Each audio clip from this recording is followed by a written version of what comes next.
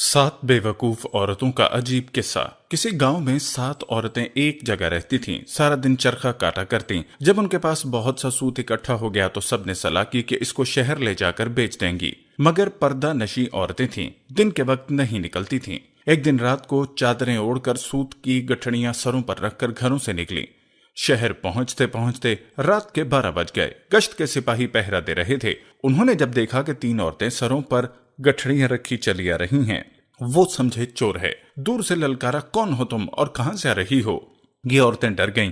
कोई जवाब नहीं दिया। सिपाही ने करीब आकर पूछा, बोलती क्यों नहीं? ये तुम्हारे सर पर किस चीज की गठड़ियां हैं? एक औरत ने डरते डरते जवाब दिया, भाई ये सूत है, हम शहर में बेचने जा रही हैं। सिपाही ने डांट कर कहा, हमें बेवकूफ बना रही हो? रात के 12 बजे कौन सा बाजार खुला है जो तुम सूत बेचने जा रही हो? जरूर कहीं से चोरी करके आ रही हो। चलो मेरे साथ थाने। ये सातों हाथ जोड़ने लगी, उसकी मिन्नतें करने लगी, लेकिन उसने एक न सुनी और उन्हें अपने साथ ले गया।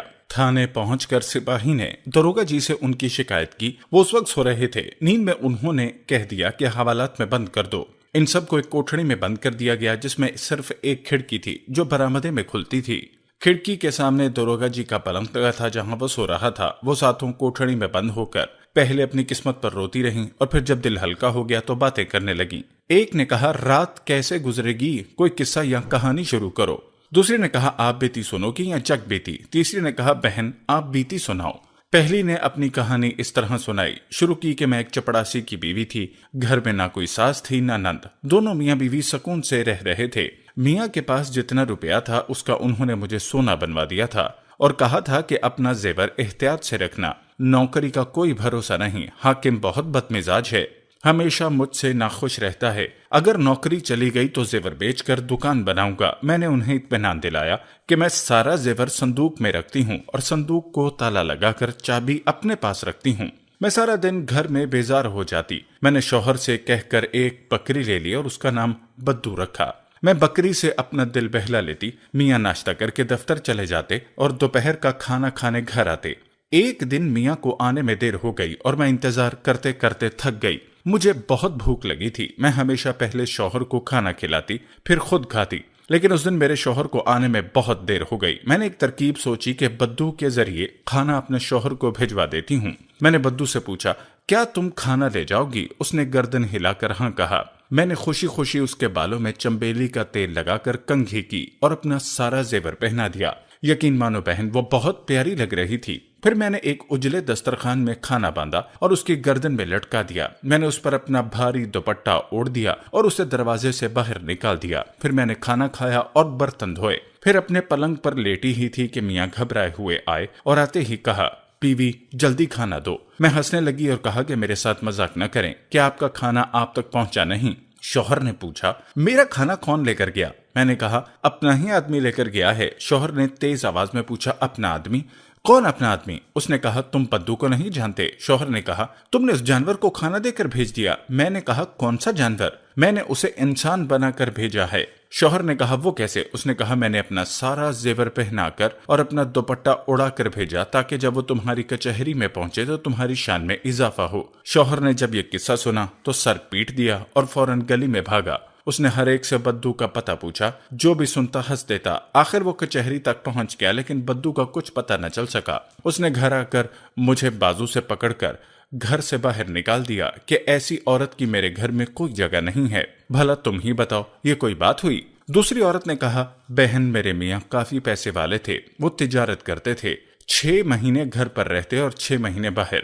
मेरी शादी को 1 महीना गुजरा कि मियाँ को परदेश जाना पड़ा। मेरी तन्हाई के डर से उसने मेरी माँ को बुलवा दिया। उसने सारे साल का सौदा सलफ घर से रखवा दिया और कुछ ऊपर पैसे भी दिए। इसके अलावा 20 रुपए ईद उल फितर के, 20 शबराती के, 20 मुहर्रम के और 20 बकरा ईद के दे गए। जब वो चले गए मैंने अम्मा से कहा, अम्मा मियाँ जिन जिन के पैसे दे गए हैं क्यों ना उन्हें आज ही दे दूं? अम्मा ने कहा, क्यों नहीं बेटा। मैं गली में खड़ी हो गई। थोड़ी देर बाद वहां से एक आदमी गुजरा। मैंने उनसे पूछा, क्या तुम शबराती हो? उसने कहा, आपको शबराती से क्या काम है? मैंने कहा, मेरे शौहर उसके लिए पैसे दे गए हैं, वही उसे देने हैं। उसने कहा, हाँ मैं ही शबराती हूँ, वो पैसे मुझे दे दो। मैंने उसे 20 रुपए दे दिए। मैं गली में खड़ी रही। कुछ देर बाद एक आदमी नजर आया। उसने उससे पूछा, क्या तुम ईदू हो? उसने कहा, हाँ मैंने उसे भी 20 रुपए दे दिए। इसी तरह एक और आदमी आया, मैंने उससे पूछा तुम रमजान हो? उसने कहा हाँ, तो मैंने उसे भी 20 रुपए दे दिए। इसी तरह बकरा ईदू के पैसे भी दे दिए। हम माँ बेटी खुश थीं कि आज सबका कर्ज उतर गया। मेरे घर में बहुत सारा सामान मौजूद था, इसलिए मैंने मोहल्ले के लोगों से कहा अगर किसी को कोई सौदा चाहिए हो तो ले लिया करें, जिसको जो चाहिए होता ले जाता। मोहल्ले की औरतें मेरे जेवर और कपड़े भी उधार ले जाती और फिर वापस कर जाती। इस तरह कुछ ही दिन में सारा सामान खत्म हो गया और बात फाकों तक आ गई।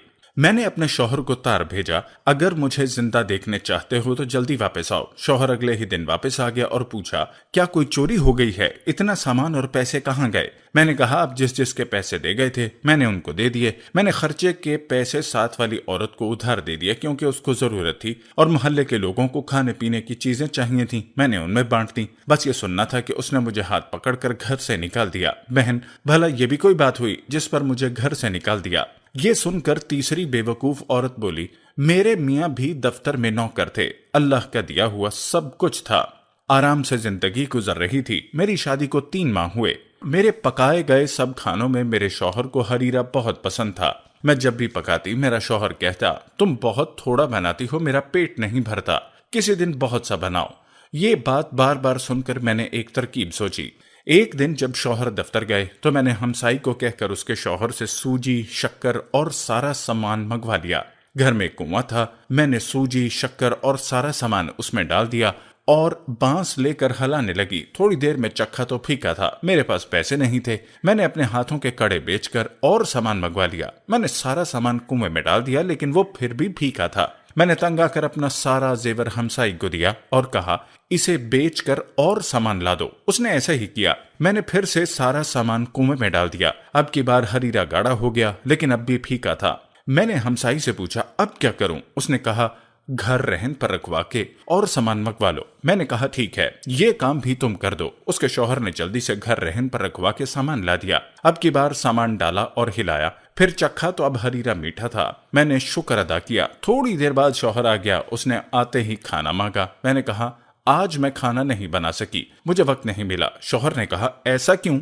मैंने कहा आज मैंने आपके लिए इतना हरीरा बनाया है कि आप खुश हो जाएंगे। उसने कहा अच्छा जल्दी से ला दो। मैंने कुएं में डोल डाला और डोल भरकर हरीरा बाहर निकाला। मैंने जबरदस्ती एक चम्मच शौहर के मुंह में दिया तो उसने कहा यह क्या कीचड़ मेरे मुंह में डाल दिया है। मुझे ये सुनकर बहुत गुस्सा आया और मैंने कहा मैंने इतनी मेहनत की है और आप इसको कीचड़ कह रहे हैं। मैंने आपके लिए कुआं भर के हरीरा बनाया है, अब सारी जिंदगी खाएं तब भी खत्म ना होगा। मैंने शौहर को बताया कि मैंने जेवर बेचकर इतना सामान खरीदा। शौहर हैरान होकर पूछने लगा क्या जेवर बेच दिया? मैंने कहा हाँ, इससे भी काम नहीं चला तो मैंने घर को रहन रखकर सामान ले लिया। ये सुनकर शौहर गुस्से में आ गया और मुझे पकड़कर घर से बाहर निकाल दिया कि ऐसी औरत की मेरे घर में कोई जगह नहीं, भला तुम ही बताओ इसमें मेरा क्या कसूर? ये सुनकर चौथी औरत बोली बहन, मेरे शौहर सौदागर थे, गोदाम सामान से भरे रहते थे। गाहक सामान लेने आते और कभी शौहर भी बाहर जाते। जेवर कपड़े की कमी नहीं थी लेकिन मेरी आदत थी कि 15-15 दिन कंघी ना करती थी, ना ही कपड़े बदलती थी। शौहर जब भी घर आते यही कहते न तुम खुद साफ करती हो ना ही घर को साफ रखती हो, तुमसे साफ घर की लौंडियां रहती हैं, घर को साफ करवा दिया करो और खुद भी साफ रहा करो। ये सुनकर मैं तंग आ गई थी। एक दफा शौहर किसी काम से 2 दिन के लिए बाहर गए तो मैंने गोदाम खोलकर चूने की बोरियां बाहर निकलवाईं और पानी में घोलकर पूरे घर में सफेदी कर दी। लौंडियों ने मना किया तो मैंने उनको डांट दिया। फिर जाफरान निकलवाकर घर की दीवारों पर उसके पौधे बनवाए। फिर मैंने एक बाल्टी में बहुत सा इत्र मिलाया और नहाई, अपना सारा जेवर पहना और तैयार होकर बैठ गई। शाम से पहले शौहर घर में दाखिल हुए तो सबसे पहले यही पूछा क्या कोई इत्र की बोतलें टूट गईं? आज तो बहुत खुशबू आ रही है। शौहर इतनी जल्दी में था कि उसने घर की किसी चीज पर गौर ही नहीं किया और सीधा कमरे में आए। मैं तैयार होकर बैठी थी। शौहर मुझे देखकर पहले हंसने लगे, फिर कहने लगे गोदाम की चाबी दो। मैंने कहा अरे घर तो देखें। शौहर ने घर की दीवारों को देखा तो कहा वाह, 2 दिन में तुमने सारे घर में सफेदी करवा दी। ठीक है, जल्दी से चाबी दो, बाहर गाहक खड़े हैं। मैंने कहा गोदाम में क्या रखा है? शौहर ने कहा सामान। मैंने कहा वहां कुछ नहीं है। शौहर ने परेशानी से पूछा क्या हुआ, चोरी हो गई है क्या? मैंने कहा नहीं, चोरी क्यों होगी, मैंने सारा सामान चूने में मिलाकर घर की सफेदी करवाई है और जाफरान और गुलाब भी उसमें मिलवा दिया और खुद भी इत्र से नहाई हूँ। आप ही तो हमेशा शिकायत करते थे। ये सुनकर पहले शौहर ने अपना सर पीट लिया और फिर मुझे घर से निकाल दिया।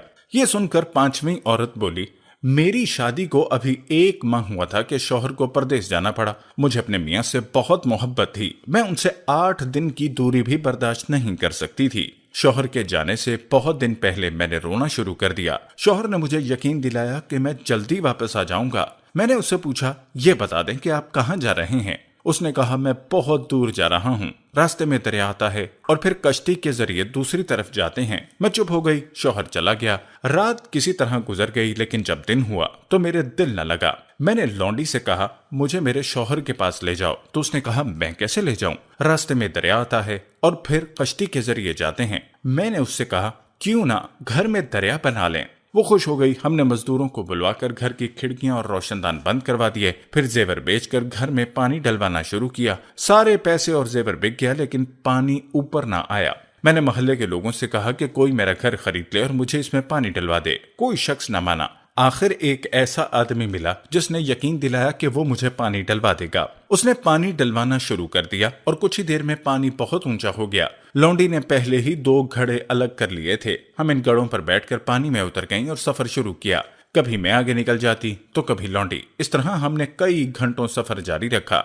जब शाम होने लगी तो मैंने लौंडी से कहा, अगर बीच रास्ते में रात हो गई तो हम क्या करेंगे। लौंडी ने कहा, हम अपने घर की छत पर बैठ जाएंगे और मैं हमसाई से खाना ले आऊंगी। सुबह फिर हम सफर शुरू करेंगे। मैंने कहा, पागल, अब यहाँ कहाँ से घर आ गया। लौंडी कहने लगी, अरे आप रात की फिक्र ना करें, देखें हम तो मियाँ साहब तक पहुंच भी गए। ये सुनकर मैंने सामने देखा तो मियाँ साहब छत पर खड़े थे। मैंने उनसे कहा, आप हमें छोड़कर चले गए थे तो हम खुद आ गए, चलें अब हमें जल्दी से निकालें। शौहर ने कहा, पागल औरतों, ये तुम लोगों ने घर का क्या हाल बना रखा है, सारा मोहल्ला हंस रहा है। मैं तो कुछ जरूरी कागज भूल गया था, वही लेने आया। उसने बड़े गुस्से से हमें बाहर निकाला। लौंडी को तो बहुत मारा और मुझे घर से निकाल दिया। अब बताओ, ये भी कोई वजह थी घर से निकालने की। अब छठी औरत अपना किस्सा सुनाने लगी। मेरी शादी को 1 माह गुजरा कि रमजान शरीफ शुरू हो गया। सास और नंदे अपने घर चली गईं। मैं बहुत खुश थी। मेरा शौहर अपने ऑफिस था। घर में किसी चीज की कमी न थी। रमजान अभी चल रहा था कि एक दिन शौहर कहने लगा, बेगम, मैंने बहुत से लोगों के यहाँ अफ्तारी की है। अब मैं चाहता हूँ कि आखिरी रोजे वाले दिन सबको दावत दूं।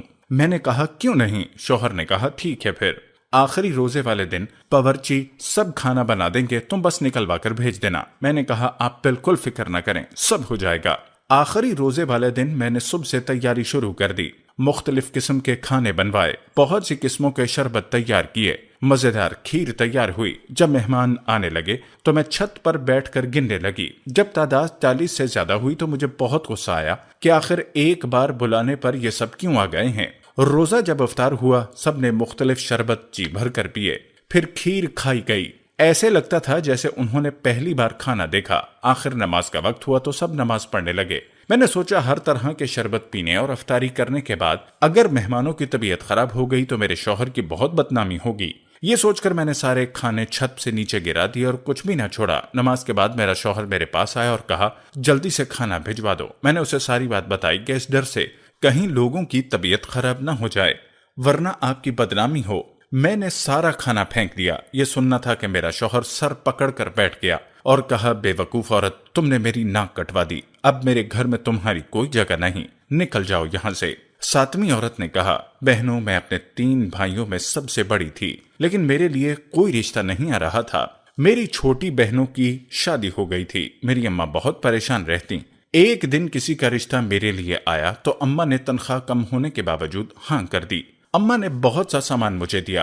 पहले तो सब ठीक था, लेकिन महीने बाद जब शौहर ने 50 रुपए देकर कहा इससे घर चलाना है तो मैं बहुत परेशान हुई। मैंने अम्मा के घर कभी इतने कम पैसों पर गुजारा नहीं किया था। मैंने एक हमसाई को दोस्त बनाया और हर माह एक जेवर बेचकर गुजारा करती। इस तरह 1 साल गुजारा और सारा जेवर बिक गया। उन्हीं दिनों अम्मा की तबीयत खराब हो गई और मैं शौहर को लेकर अम्मा के पास गई। हमने बहुत कोशिश की, लेकिन अम्मा की तबीयत ठीक ना हुई और अम्मा चल बसी। मैंने शौहर से कहा, बड़ी होने के नाते अम्मा की सारी तदफीन और रसूमात मैं करूंगी। शौहर ने कहा, लेकिन मेरे पास पैसे नहीं। मैंने कहा, कर्ज ले लें। उसने कहा, मैं कर्ज कहां से दूंगा, अगर तुम अम्मा की कोई भारी चीज उठा लो तो मैं ये काम कर सकता हूँ। मैंने कहा, ठीक है, तुम फिक्र ना करो। मैंने 2000 का कर्ज ले लिया और इस तरह शानो शौकत से सारा कुछ हो गया। सब ने मेरे शौहर की बहुत तारीफ की। मैंने विरसे में से कुछ भी न लिया। मेरे शौहर हैरान थे, लेकिन मैंने उन्हें कहा, मैंने भारी चीज उठा ली है, आप फिक्र न करें। रात को जब सब सो गए तो मैंने शौहर को लेकर अम्मा के कमरे में गई और कहा, देखे मैंने क्या उठाया। शौहर ने पत्थर देखा और कहा, क्या इसके नीचे अशरफियां हैं? मैंने कहा, नहीं, वो क्यों होंगी, ये वो पत्थर है जिस पर बैठकर अम्मा नमाज पढ़ती थी। आप ही ने तो कहा था कोई भारी चीज उठाना। मुझे इससे ज्यादा भारी कोई चीज नहीं मिली। ये सुनना था कि मेरा शौहर सर पकड़कर बैठ गया, फिर मुझे पकड़कर जंगल में छोड़ गया ताकि सारी जिंदगी भटकती रहूं। अपनी अपनी कहानी सुनाकर सारी औरतें अपनी अपनी गठड़ी पर सर रखकर सो गईं। सुबह हुई तो दारोगा साहब ने सिपाही को कहा, इन 7 औरतों को छोड़ दो, इनका सूत बेचकर उन्हें पैसे ला दो, क्योंकि वो इनकी सारी कहानियां सुन चुके थे और उन्हें यकीन हो चुका था ये दुनिया की सबसे बेवकूफ औरतें हैं।